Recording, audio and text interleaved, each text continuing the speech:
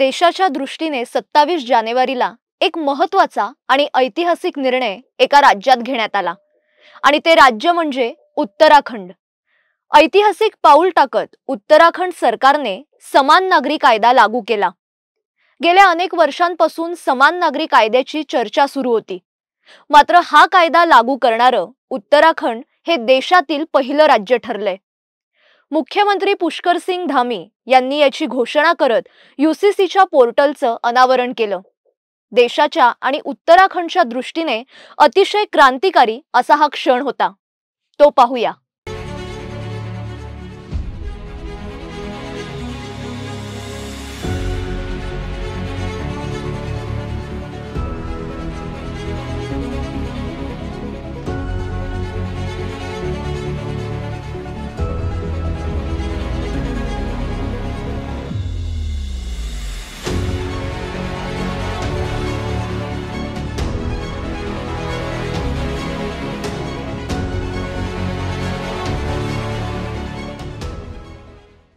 समान नागरी कायदा लागू झाल्यामुळे अनेक नियमांमध्ये महत्त्वाचे बदल झालेत।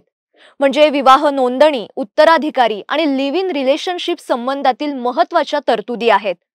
आता काय बदल झालेत समजून घेऊया। समान नागरी कायद्यानुसार बहुविवाह आणि बालविवाहास बंदी घालण्यात आली आहे। या कायद्याअंतर्गत लग्नाकरता मुलाचं किमान वय हे 21 वर्ष आणि मुलीचं वय हे 18 वर्ष असलं पाहिजे, मग ते कोणत्याही धर्मातील असतील। यूसीसी नुसार मुलगा आणि मुलगी या दोघांना संपत्तीचा समान अधिकार दिला गेलाय। लग्न हे दाम्पत्याच्या धार्मिक चालीरीतीप्रमाणे संपन्न होईल आणि लग्नाची नोंदणी ही अनिवार्य असेल। या कायद्यानुसार दत्तक घेतलेल्या किंवा सरोगसीद्वारे जन्मलेल्या किंवा इतर उपचार प्रणालीने गर्भधारणा झालेल्या मुलांना सामान्य मुलांप्रमाणेच वागणूक दिली जाईल याची खात्री केली जाईल।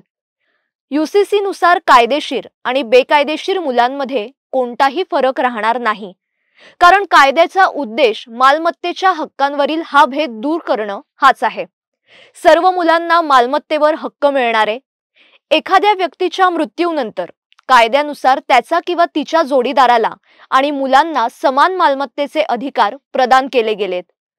मृत व्यक्तींच्या पालकांनाही समान अधिकार दिले गेलेत।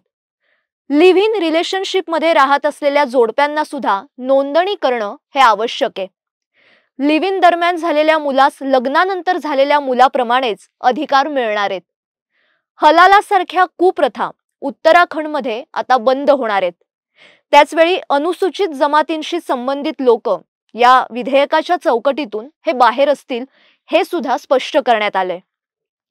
उत्तराखंड राज्याचे मुख्यमंत्री पुष्कर सिंह धामी यांनी उचललेल्या या क्रांतिकारी पावलामुळे आता ज्यांना ज्यांना वाटतंय की हा कायदा लागू व्हावा त्यांच्या आशा आता पल्लवित झाल्या आहेत। समानतेच्या गोष्टी आपण कायम करतो, म्हणजे त्यावर अनेक चर्चासत्र होतात, कायम बोललं जातं, पण कायद्याच्या दृष्टीने समानता येणं हे गरजेचं आहे आणि त्या दृष्टीने समान नागरी कायदा हे महत्त्वाचं पाऊल आहे। खरं म्हणजे समान नागरी कायदा ही टर्म किंवा हा कायदा नवीन नाहीये। सुरुवातीपासून संविधानात सुद्धा याचा उल्लेख आहे, पण काँग्रेस सरकारने याची गरज कधी लोकांपर्यंत पोहोचूच दिली नाही। विशिष्ट धर्माला कुरवाळण्याचं काम त्यांनी केलं, त्यामुळे त्यांच्या सोयीने त्यांनी संविधानातल्या तरतुदी लोकांपर्यंत पोहोचवल्या। त्यांच्या काळात असा कायदा लागू होईल हे स्वप्नच राहिलं असतं, पण 2014 नंतर पंतप्रधान मोदींनी सातत्याने या कायद्याची गरज, त्याचं महत्त्व बोलून दाखवलं। आज त्यांच्या तिसऱ्या कार्यकाळात एका राज्यात हा कायदा लागू करण्यात आलाय, म्हणजे 10 वर्ष त्यांना लोकांची मानसिकता तयार करायला लागली आणि आत्ताही लोक हे पूर्णपणे तयार आहेत असं नाहीये, म्हणजे यावर अनेक मतमतांतर आहेत। मध्यंतरी लोकसभेच्या काळात TV9 नेटवर्कला दिलेल्या मुलाखतीत त्यांनी या कायद्याविषयी भाष्य केलं होतं। गोव्याचं उदाहरण देऊन त्यांनी या कायद्याचं महत्त्व समजावून सांगितलं। देश स्वतंत्र झाला तेव्हापासून गोव्यात यूसीसी आहे। गोव्यात सर्वाधिक मायनॉरिटी आहेत, तरीही गोव्यात काहीच समस्या नाहीये। सुख समाधानाने सगळेजण एकत्र राहतायत। गोवा वेगाने विकास करतोय। जर समान नागरी कायद्यामुळे गोव्यात सुख समाधान आहे तर आपल्या राज्यात का नाही? समान नागरी कायदा आणण्यासाठी आम्ही वचनबद्ध आहोत असं पंतप्रधान नरेंद्र मोदी यांनी वारंवार सांगितलंय। मोदी सरकारने त्यांच्या कार्यकाळात अनेक महत्त्वाचे आणि अनेक क्रांतिकारी निर्णय घेतले। ब्रिटिशकालीन जवळपास 1700 कायदे मोदी सरकारने हटवलेत आणि येणाऱ्या काळातही मोदी सरकार असेच महत्त्वाचे निर्णय घेतील यात काही शंकाच नाहीये। समान नागरी कायद्याचा पहिला खंड हा उत्तराखंड पासून सुरू झालाय। उत्तराखंड नंतर आसामसह अनेक राज्यांनी समान नागरी कायदा लागू करण्याची इच्छा व्यक्त केली आहे आणि त्या दृष्टीने पावलं सुद्धा टाकली आहेत। महाराष्ट्रात पण हा कायदा लागू करावा अशी अनेकांची इच्छा आहे। एकाच देशात राहून आपापले कायदे पाळण्याची खोड या कायद्याने मोडून निघेल आणि या कायद्यामुळे जात पात धर्म लिंग याच्या पलीकडे एक नागरिक म्हणून सगळ्यांना समान हक्क मिळतील। देशभरातील राज्य लवकरच अशी विधेयकं आणतील असं उपराष्ट्रपती जगदीप धनखड यांनी आता एका कार्यक्रमात मत व्यक्त केलं। देवभूमी उत्तराखंडने यूसीसीची अंमलबजावणी केल्याने आज आम्ही आनंदी आहोत। राज्यघटनेच्या कलम 44 नुसार राज्यांना यूसीसी लागू करण्याची मुभा आहे।